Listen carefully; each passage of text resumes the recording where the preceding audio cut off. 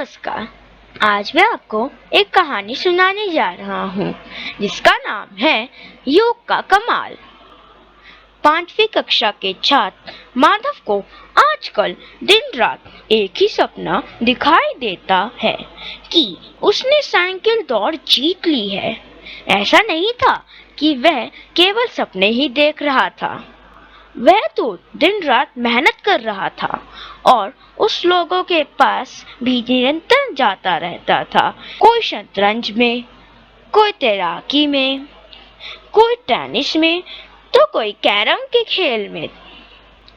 माधव 4 वर्ष की आयु में ही बढ़िया साइकिल चलानी सीख गया था और वह अब 11 वर्ष का था। उसका मन कहता था कि यह एक शानदार काम है। अगर वह इसे मन लगाकर करेगा तो सफलता मिल ही जाएगी।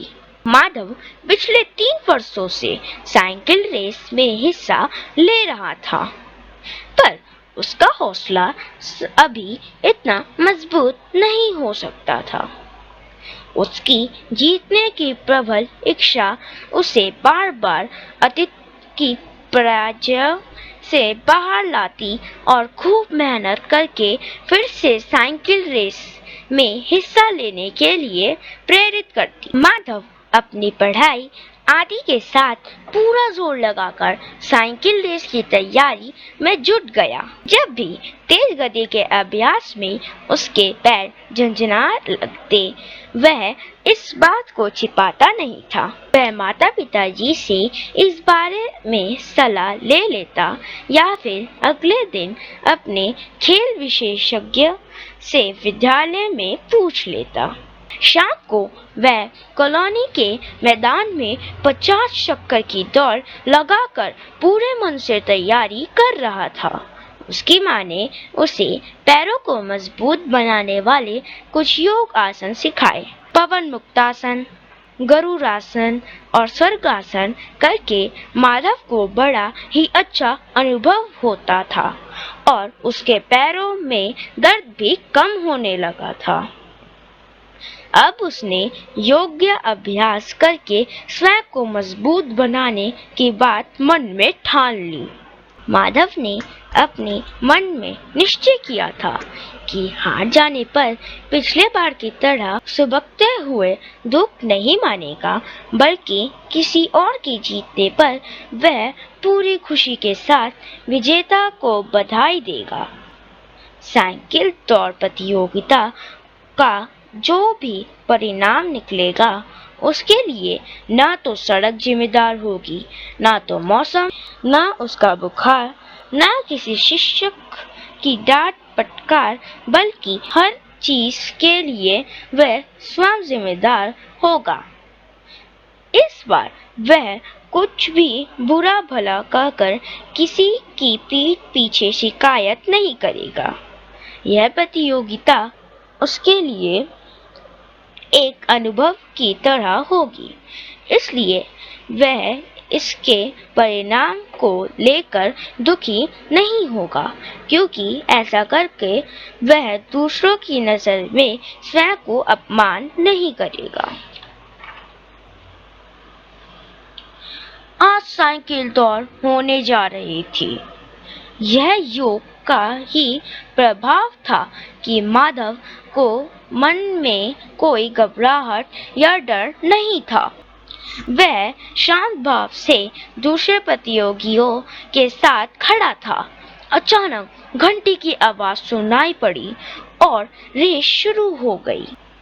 माधव आत्मविश्वास के साथ आगे बढ़ता जा रहा था और अन्य प्रतिभागी पीछे छूटते जा रहे थे। साइकिल दौड़ समाप्त होने पर माधव को विजेता घोषित किया गया।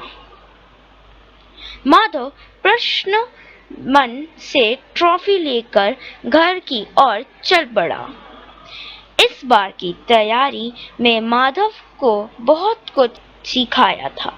इस बार की तैयारी ने माधव को बहुत कुछ सिखाया था।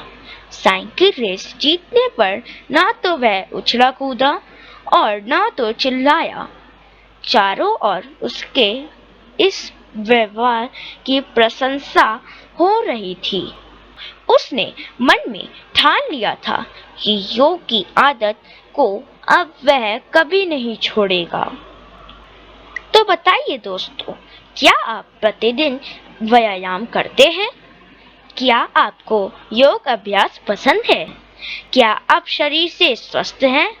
खेल में हार जाने पर आप क्या करते हैं? प्रतियोगिता में जीतने पर आप कैसा व्यवहार करते हैं? क्या आप अपने माता पिता को सभी बात बताते हैं? कमेंट करके जरूर बताइएगा। दोस्तों, क्या आपको पता है 21 जून को प्रतिवर्ष विश्व योग दिवस मनाया जाता है। स्वामी विवेकानंद ने पश्चिमी देशों में योग को फैलाया। पतंजलि योग सूत्र में 196 योग सूत्र हैं। प्रतिदिन योग करने से तन और मन स्वस्थ रहता है। आज के कठिन शब्द: प्रबल, बलवान, स्ट्रॉन्ग। अतीत, बीता हुआ समय, पास्ट। पराजय, हार, डिफीट। प्रेरित, धकेलना, इंस्पायर। अनुभव, महसूस, फील। स्वयं, खुद, अपने आप, सेल्फ। निश्चय, पक्का इरादा। परिणाम, नतीजा, फल, रिजल्ट। प्रभाव, असर, इफेक्ट। आत्मविश्वास, अपने पर भरोसा, सेल्फ कॉन्फिडेंस। व्यवहार, बर्ताव, बिहेवियर। प्लीज मेरे चैनल को लाइक, सब्सक्राइब, शेयर और कमेंट करिएगा कि मेरी वीडियो कैसी लगी। Bye bye friends.